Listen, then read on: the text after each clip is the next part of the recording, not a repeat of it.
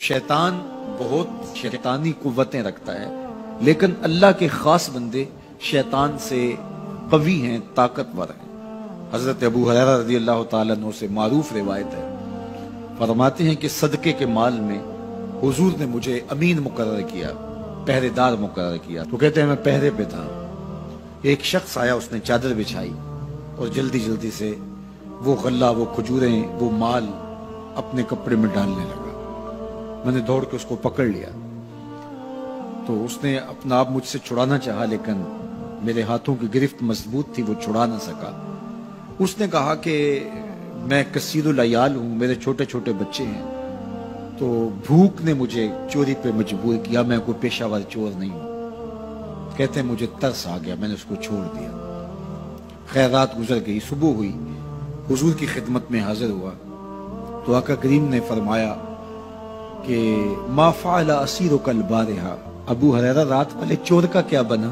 عرض کی حضور وہ بڑا مجبور شخص تھا کوئی، اور اس نے کہا کہ میں پیشہ ور چور تھوڑا ہوں، بچوں کی بھوک نے مجھے یہاں تک پہنچا دیا۔ تو حضور علیہ السلام نے فرمایا جھوٹا شخص ہے، اور سنو آج پھر آئے گا۔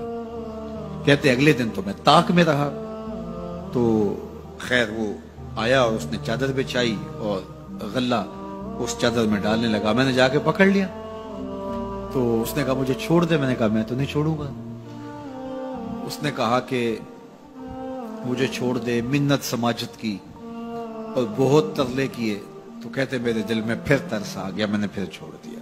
میں پھر حضور کی خدمت میں آیا تو حضور نے فرمایا ما فعل اسیرک البارحہ، رات والے چور کا کیا بنا؟ میں نے کہا حضور وہ آیا اور اس نے کہا میں کثیر العیال ہوں، مجھے پھر ترس آ گیا، میں نے چھوڑ دیا۔ پر میں جھوٹا آدمی ہے، اور سنو آج پھر آئے گا۔ اللہ اکبر! جو ہو چکا وہ بھی حضور جانتے ہیں، جو ہونے والا ہے وہ بھی میرے حضور جانتے ہیں۔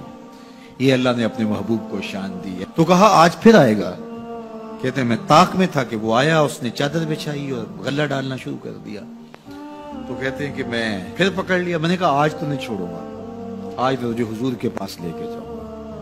تو جب اس نے ترلے کیے، منتیں کی، میں نے کہا نہیں آج تو کوئی بات نہیں چلے گی۔ ایک دن ہو گیا، 2 دن ہو گیا، اب تیسرا دن ہے۔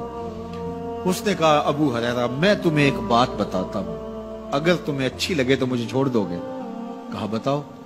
کہا کہ جب رات سونے لگو تو آیت القدسی پڑھ لیا کرو، فجر تک تمہارے پاس شیطان نہیں آئے گا۔ کہتے ہیں بات بڑی اچھی تھی، میں نے اسے چھوڑ دیا۔ حضور کی خدمت میں پہنچا تو پھر فرمایا وہ رات والے چور کا کیا بنا؟ میں نے کہا حضور اس نے مجھے یہ وظیفہ بتایا۔ حضور نے فرمایا بندہ تو جھوٹا ہی تھا، لیکن بات سچی بتا گیا۔ اور پھر فرمانے لگے ابو ہریرہ جانتے ہو وہ 3 دن جو آتا رہا وہ کون تھا؟ میں نے کہا اللہ و رسولہ عالم۔ فرمایا وہ خود ہی تو شیطان تھا۔ 3 دن جو آتا رہا وہ خود ہی تو شیطان تھا۔ اب شیطان بڑا تگڑا ہے، لیکن ابو ہریرہ پکڑے تو چھڑا نہیں سکتا۔ یار ابو ہریرہ پکڑے تو شیطان چھڑا نہ سکے، اگر حضرت عمر پکڑ لیں تو؟ یہاں تو آ گیا نا، حضرت عمر کے سامنے تو آنے کی ہمت بھی نہیں کرتا۔ ان الشیطان یفر من ظل عمر، شیطان میرے عمر کے سائے کو دیکھ کے بھی بھاگ جاتا ہے۔ تو شیطان بڑا طاقتور ہے، بڑا قوی صحیح، لیکن اللہ کے مخلص بندوں کے مقابلے میں وہ بہت کمزور ہے۔ اس لیے اس راستے پہ اگر چلنا ہو تو کسی طاقتور کے ساتھ چلیں، تاکہ یہ کمزور سمجھ کے حملہ آور نہ ہو جائے۔ تو ہم نماز کے اندر جب کھڑے ہوتے ہیں تو اس وقت اللہ سے سیدھی راہ جو مانگ رہے ہوتے ہیں، تو یہ نہیں مانگ رہے ہوتے کہ سیدھی راہ دکھائی دے۔ ہم دیکھ چکے ہیں حضور کے صدقے سے، تبھی تو کلمہ پڑھا ہے۔ سیدھی راہ دیکھ چکے ہیں تبھی تو وضو کیا ہے۔ سیدھی راہ دیکھ چکے ہیں تبھی تو کانوں تک ہاتھ لگا کے ہاتھ باندھے اس کی حضور کھڑے ہیں اور رخ قبلہ کی جانب کیا ہے۔